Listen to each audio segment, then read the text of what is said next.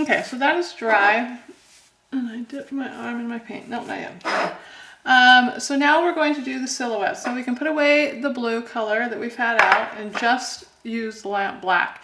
And even if you've been using Payne's Gray or something, the silhouette, you can do it in a dark Payne's Gray, but it's really nice, I guess, in black is my preference for that. I've been debating what I like and what I want to do with this last one. But I think what I'm going to do is a tree, because I love the trees. I'll show you the trees that I've done so far. But I also really like this fence, but I also want to do some pumpkins. So I'm going to do, I think, we'll see as we go along, a tree with a fence and a pumpkin. But I may do another cat. But I really like the owl too. Maybe I should combine all of them. No, not really. And I'm going to put my tree on the right-hand side. Actually, maybe, yeah, I'll put it on the right-hand side. You can put it on either side, it doesn't matter. And you're going to want really, really dark paint. So not a lot of water, but you need enough water to make it flow. Okay, and I'm actually going to make this tree have like a little bit of a base on it because we want it to look like it's on the ground because our pumpkin's got to sit on the ground. So just with dark paint, and trees are not smooth, so don't worry about your lines being like, whoop, there's a big clump. Don't worry about your lines being straight up and down. And I like to paint in the base. In fact, it's good if you wobble a little bit, and I'll show you in a minute. It's really good if you wobble on the branches. And trees, they get narrower as they go up. Now this one, because it's sitting on the ground, we're fairly close to it, it's going to go clear off the paper. Your tree may not be so tall. Like this one is almost not off the paper. But you know, trees are fairly, if you're looking at it from fairly close, it's going to be fairly tall. And I'm just going to get narrower and narrower. If you want to create a fork in there somewhere, you can do that. And then I'm going to add the bigger branches right now with this bigger paintbrush. But you want something that will develop a good tip as well. So it's going to start out fat and get skinnier as you go. And I like to take these natural bumps and whatever that I created, and if you want them to come around the tree, go around the tree. Again, just make sure your paint is just barely thick enough to flow. Let's do one long little branch out here. And some more coming off here. And this is kind of the fun part. Just decide what you want. Branches are easy.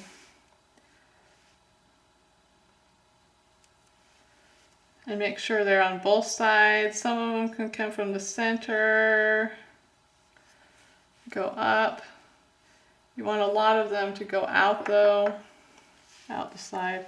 And I'm going to add more as we go along because we need more branches. But let's get these main big ones in first. You can darken them if you feel like they need to be darkened. Okay, I'm not going to do a ton more with this big brush. I'm going to switch to a smaller brush. You can keep going with the bigger brush.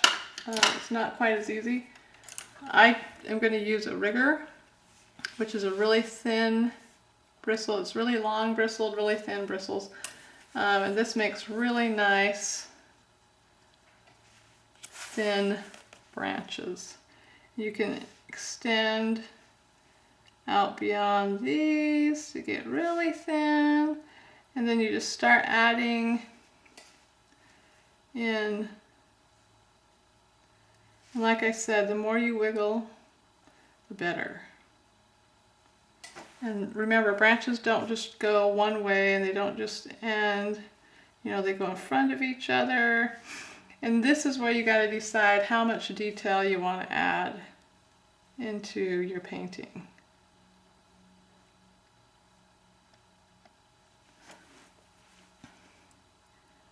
And these ends, extend those out, make them bigger.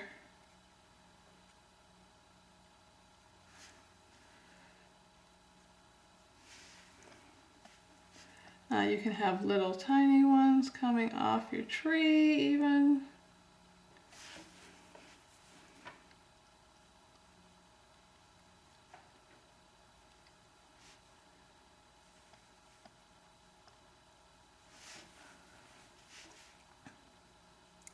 But the more wiggly and whatever they are, the better they look. So don't be afraid. I'm going to turn this so I can go the other way.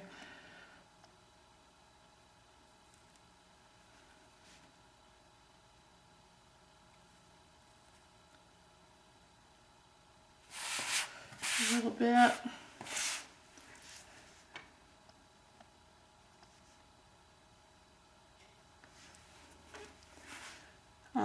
And just keep adding. But if you're worried about it and if you don't have a thin brush, you can just do the big ones and you don't have to worry about the little ones. The little ones are just kind of fun to put in there.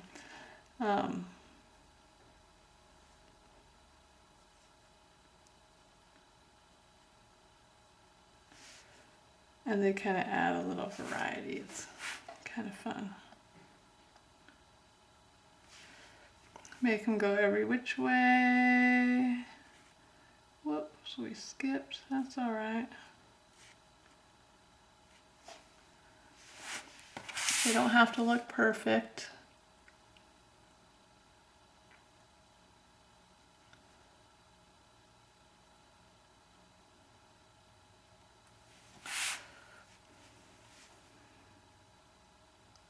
Make a little bit of a thicker branch there just by pushing down on the paintbrush. And here I'm like literally just barely skimming with the brush to make these little branches. Now I want something a little bit bigger coming off of there.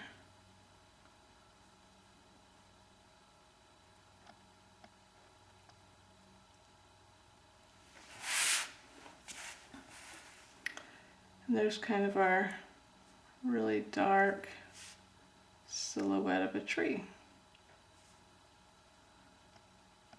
And these are just kind of fun to do, even if that's all you're going to do. You can put it against a sunset. You can put it against a lot of things, and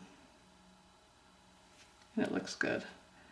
And let's add some little tiny things down here, just because. I think that's about it.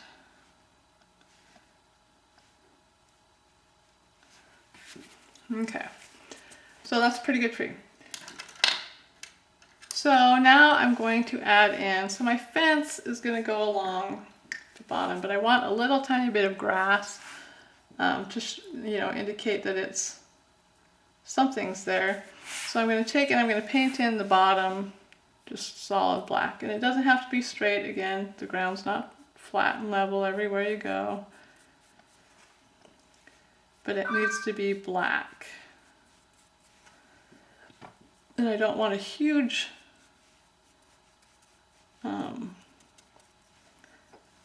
huge ground, but I want some.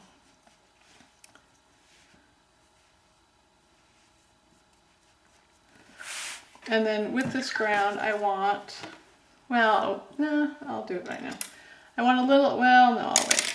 I'm going to do the fence post next, or the fences. So posts are just straight up and down. Imagine the size of your tree, okay? You don't want to have like this huge fence post this tall. You're going to want something relative to the size. And my fence is going to go past this tree. That looks about good for the size. And then I'm going to send one up through here. I don't want it to be right in the middle, but somewhere there. Make sure you're about the same height. And again, fence posts aren't necessarily straight or anything else. I'm going to put one more. Again, about the same height. Now obviously if this was diminishing away, they would get smaller and smaller, but ours is just straight across. And I'm going to do two rails. These you want to kind of try to make sure they're level, but you know, the ground again is not level. And I'm going to extend these past my tree. You don't have to, you can if you want. Then I'm going to do one up higher. And again, fence rails are not straight either necessarily, especially if they're made out of wood. They can be fatter and thinner, and they can be straight or they can be crooked.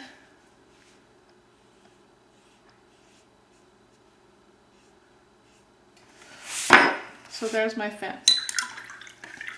Okay, the last thing I'm going to do is, oops, I need that brush. Well, we'll do a smaller one. So using that brush, you can use a smaller brush. I'm going to put a couple of pumpkins kind of along, probably along this side, to kind of balance out that edge a little bit over there. And pumpkins are like a round, you know, orb, I guess, but these ones are going to be sitting on the ground. We could make some giant pumpkins. Maybe we'll make it a pretty big pumpkin. I'm up here in Alaska and we have the giant pumpkin contest, and the pumpkins are huge. Now remember, there's no detail in this because it's a silhouette. So just get the outside shape. It's kind of shaped like an apple.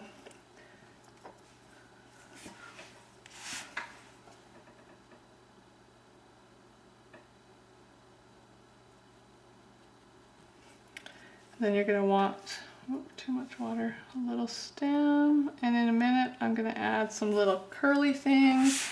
I want my stem to curve just a little bit, kind of like that.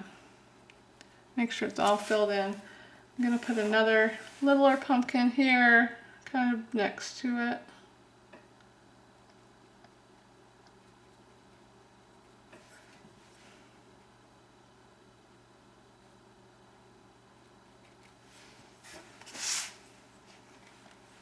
Make sure that's dry. Don't ever lay your arm in your paint. It's not good for your paint or your arm.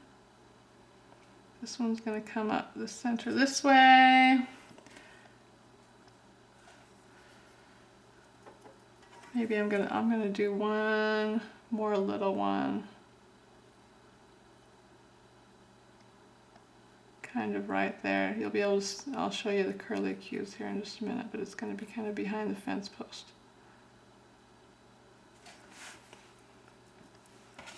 Okay. Actually, yeah, we'll call that good for now. Okay, using my, you know how pumpkins have that little curl, using that same rigger brush with a fairly thin I'm gonna just do a couple of curls off of there. And again, this doesn't have to be perfect.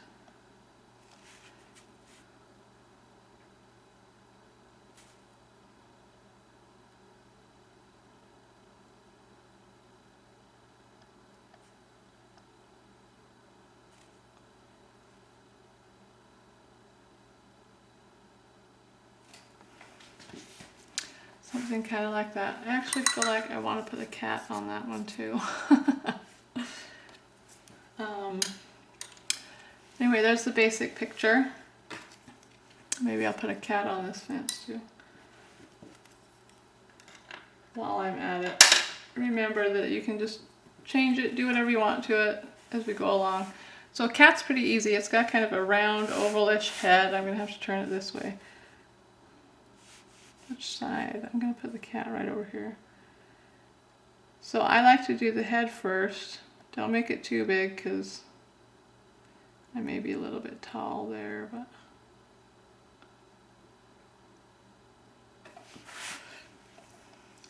and then ears.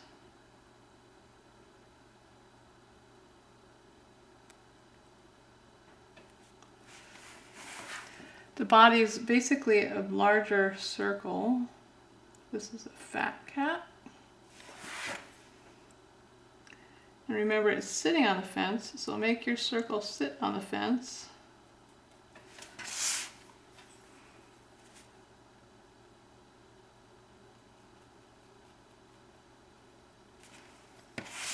And then it's got a tail.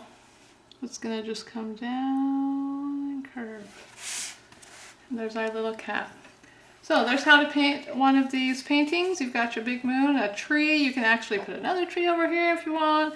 The pumpkins, the cat. Anyway, have fun with it.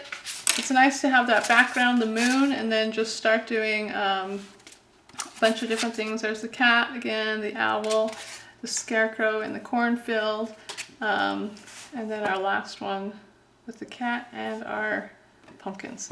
Anyway, you might look at them. You may have to go back. It looks like I may need to go back and darken this a little bit, but it's not too bad. And don't forget, when you're done, to sign it. You may want to date it. I don't like to date my paintings, but you can date yours. And that's it. There's your finished painting.